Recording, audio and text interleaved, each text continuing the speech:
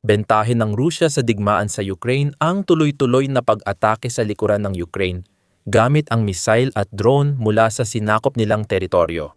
May bentahe pa rin, pero dahil sa tulong ng United States, malapit nang maging pantay ang Ukraine. Isang bagong sandata mula sa United States ang magbabago sa digmaan sa Ukraine at gagawing isang mapanganib na sona ang likurang bahagi ng Rusya na hindi pa nararanasan noon. At walang magagawa ang Rusya para pigilan ang paparating na ito. Noong Pebrero 2 inanunsyo ng Warzone, TWZ, na natapos na ang bagong yugto sa pagbuo ng mahalagang sandata. Lumipad na ang kalawangin na Dagger. Natapos din nito ang isang yugto ng pagsusuri na naglapit sa murang cruise missile sa pagdating nito sa Ukraine. Ayon sa TWZ, naglabas ang United States Air Force ng bagong detalye ukol sa live fire test ng missile.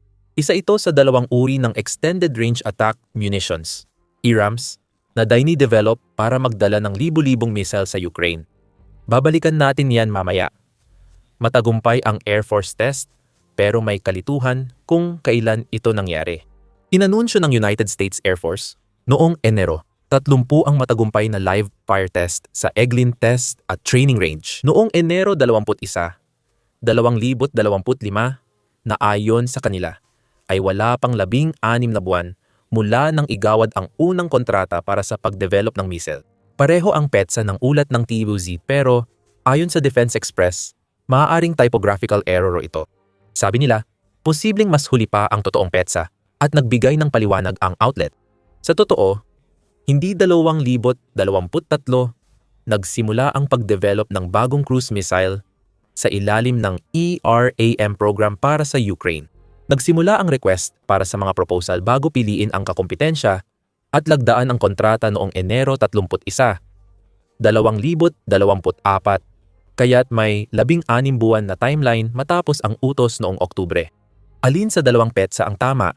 Mahalaga ba ito? Kung tama ang petsang ibinigay ng United States Air Force, hindi pa ito nababago habang ginagawa ang video. Kaya maaring mapunta na sa Ukraine ang kalawangin na punyal. Ang live fire test na ginawa, mahigit 1 taon na ang nakalipas, ay maaring ibig sabihin tapos na o malapit nang matapos ang mga pagbabago sa kalawangin na punyal. Pero kung tama ang Defense Express tungkol sa pagkakamali sa baybay, maaaring kailangan pang maghintay ng kaunti ang Ukraine. Ipagpalagay na lang natin na hindi ipinakita ng pagsusuri na handa nang gamitin ang kalawangin na punyal. Petsa, maliban sa kalituhan, may simpleng balita. Matagumpay na nasubukan ang kalawangin na punyal.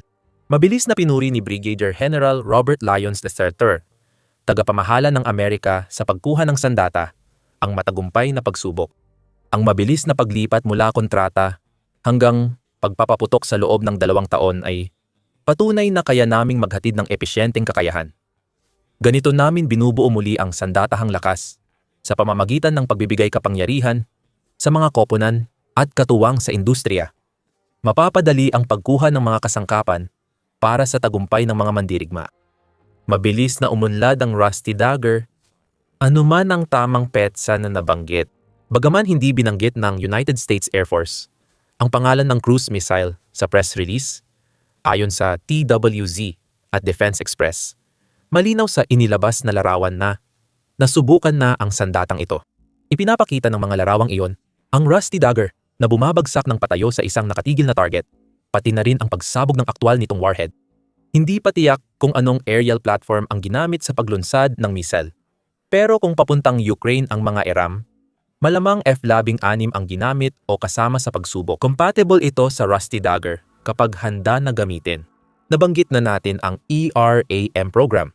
At tulad ng sinabi sa video, kabilang ang Rusty Dagger missile dito. Dahil dito, libo-libong cruise missiles mula Estados Unidos ang darating sa Ukraine. Iniulat ni Jane tungkol sa kasunduan ng ERAM noong Setyembre at binanggit na ito ay nilagdaan noong Agosto 28 at magreresulta ito sa paghahatid ng United States ng 3,350 na tinatawag nilang Embedded Global Positioning System Inertial Navigation System Modules sa Ukraine. Sabi ng Defense Express, layunin ng programa ang maghatid ng murang misil sa Ukraine.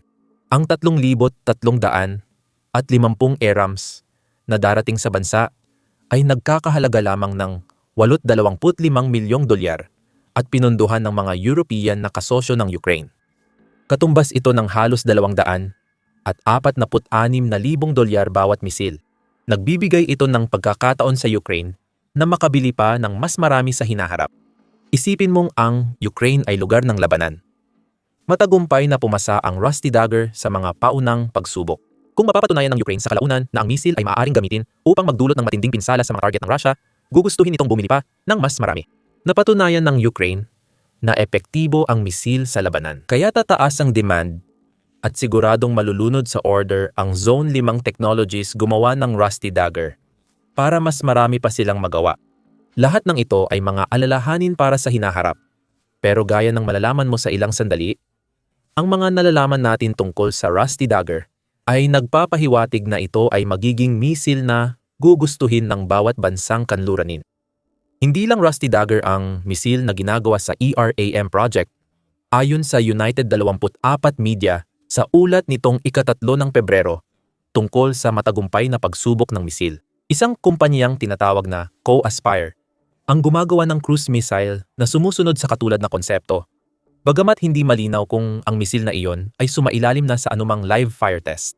Ayon sa Co-Aspire, matagumpay na natapos ng kanilang Rapidly Adaptable Affordable Cruise Missile. Rapidly Adaptable Affordable Cruise Missile, ang long-range flight, ayon sa video sa YouTube channel ng kumpanya. Bukod dyan, wala pa tayong gaanong nakita sa Rapidly Adaptable Affordable Cruise Missile ngayon. Hindi iyon iniinda ng Ukraine. Ang live fire testing ng Rusty Dagger ay nangangahulugan na kahit papaano ay may isang ARAM na umabot na sa isang mahalagang yugto. At ibig sabihin nito ay isang malaking hakbang ang nagawa ng Rusty Dagger. Mas napapalapit na itong maging bahagi ng lumalaking arsenal ng mga sandata na maaaring gamitin ng Ukraine para tamaan ang likurang bahagi ng Russia. Kabilang sa mga sandatang iyon, ang Ruta Block 2 na isang cruise missile na dinevelop ng isang kumpanyang tinatawag na Destinus. Ayon sa United 24 Media, ang cruise missile na ito ay nag-evolve mula sa Ruta missile na unang ginamit ng Ukraine noong Disyembre 2024. Kaunti lang ang detalye sa paggamit ng missile at kung kailan matatanggap ng Ukraine ang Ruta Block 2 mahalaga. Pinupunan ng Ukraine ang kakulangan nila sa cruise missile gamit ang ganitong sandata. At gaya ng malalaman mo, napakahalaga para sa Ukraine na mapunan ang kakulangan na iyon. Bumalik tayo sa kalawangin na Dagger. Ang mga nalalaman natin tungkol sa missile na ito sa ngayon ay nagpapahiwatig na magiging malaking asset ito para sa Ukraine. Sabi ng Defense Express, napakatumpak ng missile na ito at kaya nitong magdala ng warhead na halos 200 at 27 kilo o 500 libra. Sa epekto, halos kapareho ito ng maraming guided bomb na ginamit ng Russia sa mga lungsod ng Ukraine kamakailan. Bukod pa sa 500 libra na warhead, pinaniniwala ang kayang maglakbay ng Rusty Dagger ng hanggang 400 kilometro o mga 200 at 48 milya. Mas mataas ng kaunti ang abot nito kaysa sa ATACMS missile na nakuha ng Ukraine mula United States na ginagamit din laban sa mga target sa likod ng Russia. Ayon sa ulat, umaabot ang Rusty Dagger sa bilis na Mach 06 at may katumpakan hanggang 10 metro o 32 talampakan mula sa target. Dagdag pa ng TWZ ang missile ay may dalang blast o fragmentation warhead at pinaniniwala ang mayroon itong kahit kaunting kakayahan sa pag-penetrate na posibleng dahilan kung bakit ito ay magandang pagpipilian para sa pag-atake sa mga matitibay na target. Isang video noong Hunyo 2020 ang nagpapakita ng hitsura ng Rusty Dagger habang lumilipad. Ang video ay kinunan bago ang live fire testing ayon sa PETSA ng United States Air Force at nagbibigay ng mahalagang impormasyon tungkol sa bagong missile. Hepe, kabilang dito ang proyekto ng Zone 5 Technologies na Rusty Dagger para magdagdag ng opsyon sa paglulunsad at nagsisimula ang makina ng missile ng walang pyrotechnics, kaya mas mababa ang heat signature nito sa simula at mahirap kontrahin. Ang missile ay autonomong nagna-navigate at kaya ring dumikit sa lupa habang ginagamit. Perpekto ito sa pagkontra sa air defenses ng Russia dahil mas maliit ang tsansang makita agad ng air defense ang missile kapag mababa ang lipad nito. Sa totoo, parang kapareho ng espesipikasyon ang Rapidly Adaptable Affordable Cruise Missile na dinidevelop ng Co-Aspire. Isa itong 3D printed na missile na halos kasing laki ng guided bomb unit. 38 o Mark 82 bomb na pareho ay tumitimbang ng 500 pounds. Maaaring i-integrate ang Rapidly Adaptable Affordable Cruise Missile sa anumang eroplano na kayang magdala ng guided bomb unit 38 kaya't compatible ito sa Soviet-era airframes ng Ukraine. Ang meron tayo dito ay ang mga resulta ng ERAM program na aktwal na ginagamit. Ang programang Rusty Dagger ay magdudulot ng malaking pagbabago sa Ukraine. Magbabago ito ng lahat. Kung ganito ang impormasyon na gusto mo, mag-subscribe ka sa The Military Show. Ganito namin nililinaw ang mga bagay sa aming lingguhang videos. Sa video, tinalakay natin kung paano makakatulong ang Rusty Dagger at iba pang cruise missiles sa kakayahan ng Ukraine sa labanan. Ang ibig sabihin nito ay magkakaroon ng kakayahan ang Ukraine na tamaan ang mga target ng Russia na kasalukuyang hindi naaabot ng karamihan sa mga sandatang mayroon sila sa kanilang arsenal. Iniulat ng TVZ na kahit precision-guided bomb mula kanluran ay di kayang tumama kasing lalim ng Rusty Dagger. Gayunpaman, kaya ring tamaan ng bagong American cruise missile ang target na halos kasing lakas ng glide bomb. Mali sabihing walang opsyon ang Ukraine na tamaan ang likurang bahagi ng Russia, lalo na sa mga sinakop nitong rehiyon. Marami sa mga long-range drone ng Ukraine ang higit pa sa kayang gawin ang trabaho. Pero kung pag-uusapan ang abot ng mga ito, gugustuhin ng Ukraine na tipirin ang mga drone na iyon para sa mga pag-atake sa teritoryo ng Russia. Gumagawa rin ang Ukraine ng middle strike drone na kayang tamaan ang mga lugar na hindi maabot ng first-person view drone, habang ang mga long-range drone ay masyadong mahalaga para gamitin dito. Ang Stepovivita ay isang magandang halimbawa. Iniulat ng United 24 Media noong Pebrero ang pagpapakilala ng drone na may 70 kilometrong saklaw at kayang magdala ng 5 kilogram na warhead. Kapaki-pakinabang ito, pero ipinapakita ng mga specification kung bakit kailangan ng Ukraine ng cruise missile kagaya ng Rusty Dagger.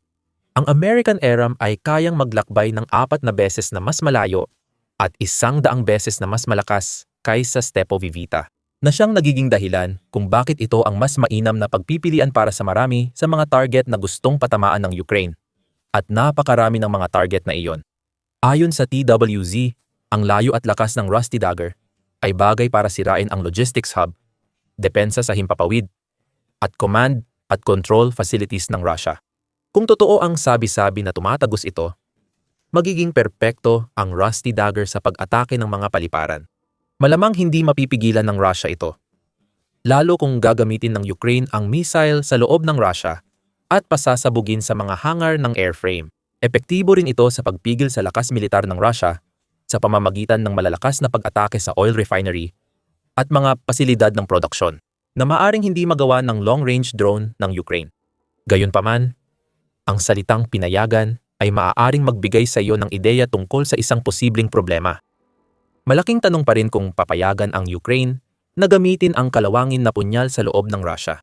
Nabanggit kanina na mas malayo ang kayang marating ng bagong cruise missile kumpara sa ATACMS missiles mula United States para sa Ukraine.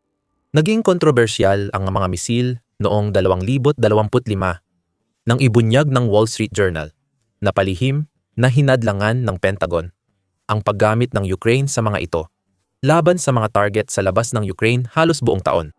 Noong Agosto, iniulat ng journal na gumawa ang United States ng bagong pahintulot noong huling tagsibol, kaya nagkaroon sila ng kapangyarihang iveto ang paggamit ng ATACMS. Dalawang hindi pinangalanang opisyal ang nagsabi sa outlet na alam nila ang hindi bababa sa isang pagkakataon kung saan sinubukan ng Ukraine na atakihin ang isang target sa Russia gamit ang ATACMS. Tinanggihan ng bagong mekanismo ng pagsusuri ang kahilingang iyon. Sabi sa ulat, si United States Defense Secretary Pete Hegseth ang may final na desisyon kung papayagan ang Ukraine na gamitin ang ATACMS ayon sa gusto nila. May halimbawa ng kahilingan ng Ukraine na dumaan sa bagong mekanismo ng pagsusuri. Noong Nobyembre, iniulat ng National Broadcasting Company na umatake ang Ukraine sa mga target militar sa Russia na tinawag nilang mahalagang kaganapan, kasunod ng ulat ng Wall Street Journal. Ito ang unang beses na inamin ng Ukraine na gumamit ng ATACMS sa Russia mula noong pinayagan sila noong Nobyembre 2020. Alam natin na posibleng makalusot ang kahilingan sa pagsusuri ng United States kung umiiral pa ang mekanismong ito.